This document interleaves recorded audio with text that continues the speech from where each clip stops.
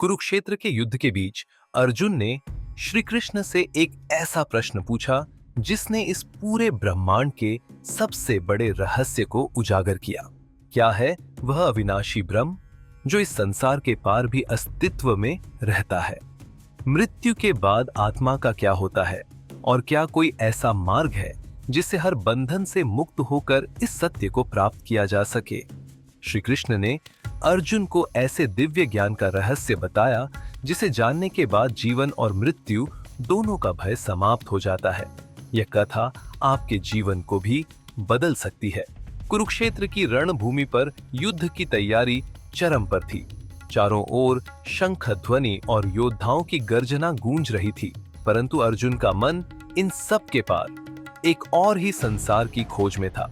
उसने कृष्ण से कहा, हे माधव, आप कहते हैं कि आत्मा अमर है, परंतु मैं जानना चाहता हूँ कि मृत्यु के बाद आत्मा कहाँ जाती है और वह ब्रह्म क्या है जो इस संसार से परे है।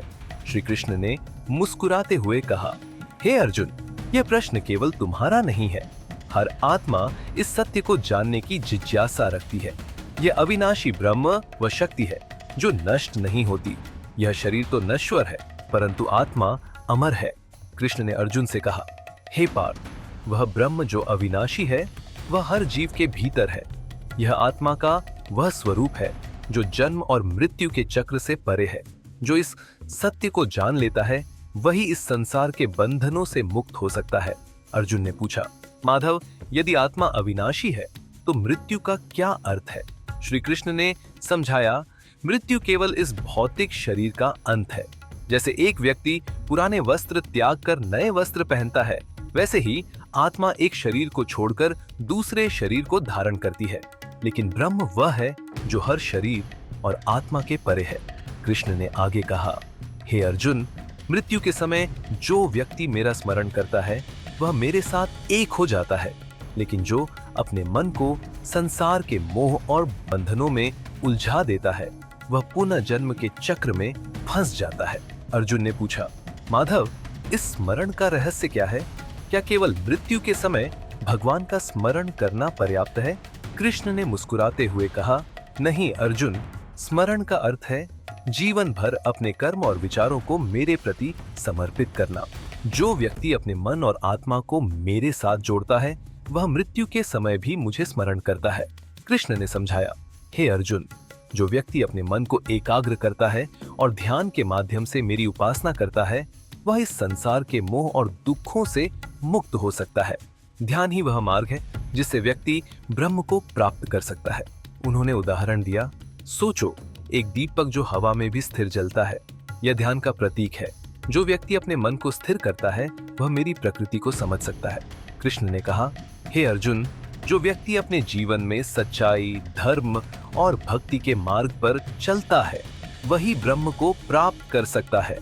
यह मार्ग कठिन है, परंतु जो इस पर चलता है वह हर बाधा को पार कर लेता है। अर्जुन ने गंभीरता से सुना और पूछा, माधव, क्या इस ब्रह्म को प्राप्त करना हर व्यक्ति के लिए संभव है?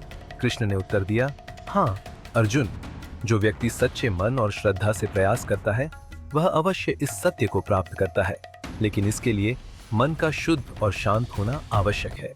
कृष्ण ने कहा, जो व्यक्ति ब्रह्म को प्राप्त करता है वह न केवल अपने जीवन में शांति प्राप्त करता है बल्कि मृत्यु के बाद भी वह अमरत्व को प्राप्त करता है। उसे किसी भी सांसारिक बंधन से डरने की आवश्यकता नहीं होती। अर्जुन के मन में अब पूर्ण स्पष्टता आ गई। उसने कहा, हे माधव, अब मैं समझ गया कि सच्चा सुख केवल इस ब्रह्म को प्राप्त करने में है।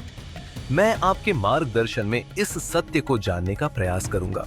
कृष्ण ने कहा, हे अर्जुन, याद रखो, जीवन और मृत्यु केवल इस संसार का एक चक्र है, लेकिन जो व्यक्ति ब्रह्म को समझ लेता है वह इस चक्र से मुक्त हो जाता है।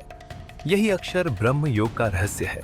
अर्जुन ने श्री कृष्ण को प्रणाम किया और अपने मन में ब्रह्म की अनुभूति को अनुभव किया।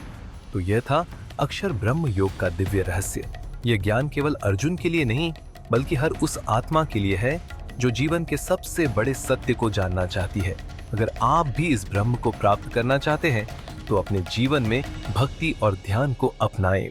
अगले अध्याय में देखिए जब श्री कृष्ण आत्मा और परमात्मा के संबंध का मर्म सिखाते हैं।